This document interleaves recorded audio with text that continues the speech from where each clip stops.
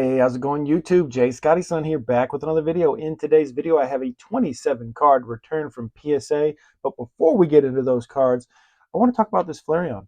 We just recently had a magnitude of a 5.7 earthquake around my area, and I came into my office and I found this Flareon like this. But what's funny is I didn't find anything that had fallen onto it. So I don't actually know how this happened because it was just sitting. I'll show you. It was just sitting right here on top of that, and then that is underneath this. So I don't exactly know how it happened, but it broke. Pretty strange. But I'm just going to crack it because it's just a PSA 7, so I'm just going to crack it entirely out of this case and just resubmit it for grading again. Hopefully it just gets a 7 again. Looks like it will. But let's get into this submission. This submission spans 4 different people, one being myself, obviously, but there's only one card in here that belongs to me.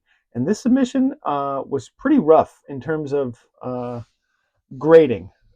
Pretty harsh grading, I would say. First up, we have a Radiant Gardevoir. I was going to say Greninja here for a second, but that is clearly a shiny Gardevoir. This one got the OC, and what's weird is this card right here didn't get it. They said it's miscut. Do not holder. I don't understand why. They should just holder it and call it miscut. But maybe it was in such poor shape that they didn't want to grade it. I don't know. But these are for my buddy Ben, so sorry, Ben. This card should have been graded. I don't know why. PSA definitely shafted us on certain things in this submission. We have one very rare PSA 10 in this submission, but there are quite a lot of 9s other than that.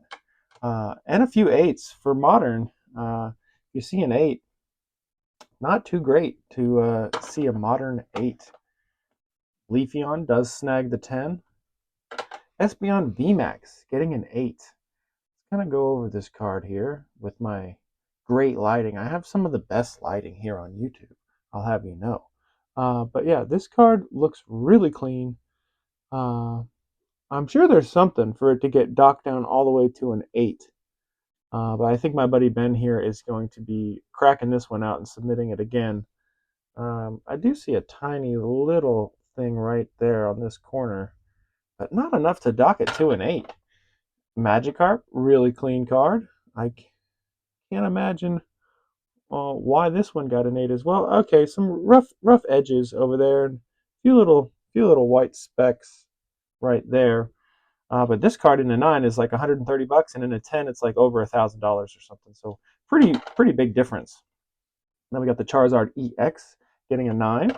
This Charizard got a 7 before, and he regraded it for a friend of his, and it got an 8 this time around. So still something wrong with it. If it's getting graded twice and they're not getting mint condition or above, you know something's wrong with your modern condition cards.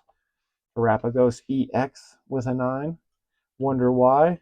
Yeah, this one's got a couple little blemishes right here on the left side of the card. Groudon, this is another card that's pretty expensive in a 10. I think it's a $300+ card now.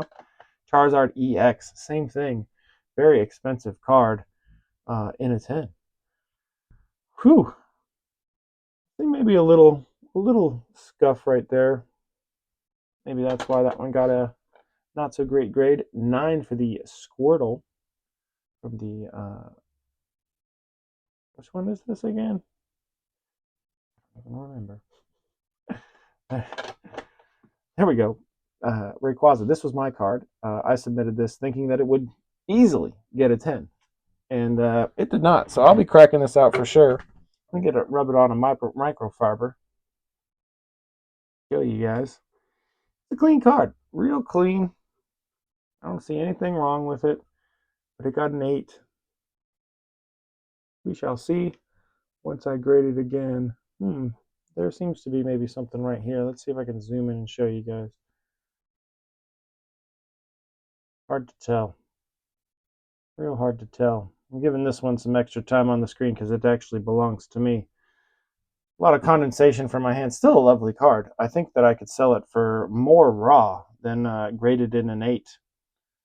So I'll probably be cracking this again and seeing if I can. It kind of does look like there's something there. Oh, that's gone. That was precipitation. Let's see if I can get the right angle. Yeah, we'll see. Send it off again. This was for my buddy Sky right here. He sent in 3 cards. Growlithe with a 9. A couple of really cool Pichus in drastically different condition apparently. But these are super cool cards, very glittery. Glitter sparkle hollow pattern. And then these were for a buddy of mine who lives in New York and hasn't responded to me in over a week. So yeah, I'm wondering if his name is Luigi or not, because man, he's got that same accent from New York, and he's about the same age.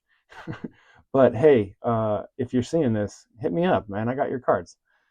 This one he pulled out of a pack himself. He opened a $2,000 Legendary Collection pack, and this was the hit out of the pack, and it got a 9. And then he said these were all pack fresh Skyridge Reverse Hollows, and this one got a 7. Dunsparce got an 8. I do see a nice print line, a few different print lines here. I don't know if the camera is going to catch those. Let me zoom in on one of these. Give this card some love, so maybe I can catch it. There they are.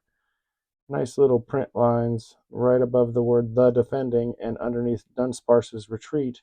There are some print lines. Ooh, and some scratches here as well. So that one got an 8. This one also got an 8. It's got like the exact same scratches on this one as well. This one got a 9. Pretty good to see. You guys can't see that. Sorry, camera was not focused correctly or zoomed in correctly. An 8 for the Omastar, a 9 for the Maggot Cargo, and an 8 for the Rhydon. So he was really hoping one of those would get a 10, but none of them did. And this was kind of his trial run because he's got a lot of these cards, he said, at least the Skyridge ones, and he wanted to see if these could snag 10s, he would send in more. But they didn't, so I don't think he's going to be sending much in. But I am going to be cracking out this Rayquaza here on the channel pretty soon. I've had some pretty good luck in the past for cracking out cards and resubmitting them.